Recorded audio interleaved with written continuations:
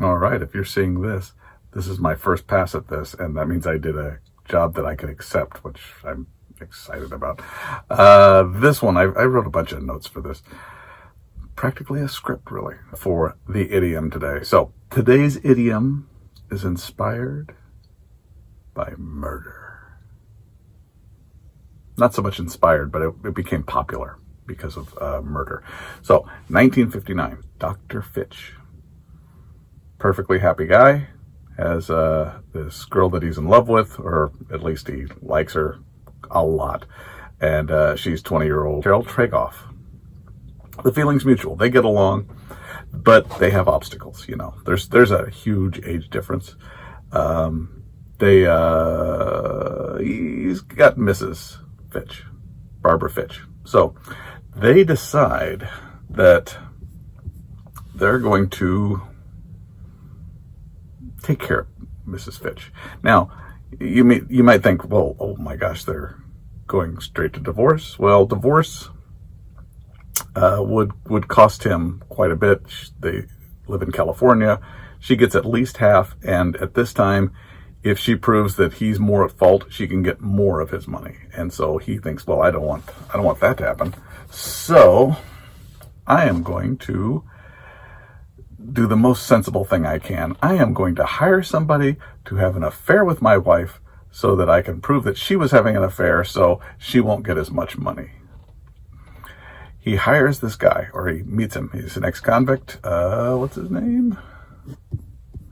John Patrick Cody. And he has a talk with him and says, I want you to find my wife and seduce her. He says, you know, I could do that, I guess, but I could kill her too. You know, it'd be easier. So 1959. They pay him, I believe it's $350 as a down payment. Here's $350. Go kill my wife. He flies over to California. They were in Nevada at the time, and he flies over and to kill his wife. Doesn't actually go see her. He goes and sees some of his girlfriends. Comes back and says, "Hey, I killed her." And they said, "Okay, great." And they paid him the $850. And then they flew out to California and found out, well, she's still alive. And they get into an argument, and at some point the guy said, "Oh, I must have killed the wrong person." They get into an argument with Barbara Fitch. They have a struggle. There is a shot. Barbara is killed. They have a trial because they're witnesses. It's not the perfect crime. They have a trial for both of them, for Carol and Dr. whatever. And the trial goes on for a long time, huge in the news. And they finally finish the summations in the trial. Basically, they're guilty. They just, I mean, if you pay attention to the trial, they just proved really well that these two people did it, that they were involved in killing Barbara. And the jury didn't see it that way. The jury had some infighting, and it was out for 8 days. 8 days they're deliberating about this trial. And so 8 days, the newspapers all around the country are printing stories about, you know, they still don't have a decision here. There's nothing, you know, they don't have it.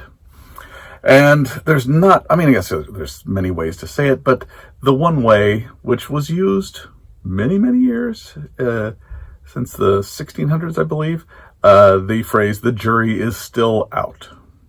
They would use this over and over again. And so newspaper headlines, big headlines, the jury is still out. This goes on for 8 days, hundreds of newspapers, all the time. And this starts to hit in popular culture. The jury is still out. So about 10 years earlier, people had already started to use the jury is still out figuratively as an idiom. Although it wouldn't be classified an idiom yet because it wasn't very popular. But there's some sports commentators would say, well, the jury is still out about Bob, the batter. He's good sometimes, he's bad sometimes. We still don't know if he's going to help the team. The jury is still out. And because of this trial, because the whole culture is seeing every day, the jury is still out. The jury is still out. The jury is still out. People start using it more in their own lives. Well, was the cake any good? The jury's still out. It's still in the oven. And so that's how this idiom became a popular idiom. Isn't that interesting? It is to me. What about how did it end up, the trial? Well, after 8 days, the jury finally came back and said, we don't know. And so the judge declared a mistrial. So don't worry. They tried them again.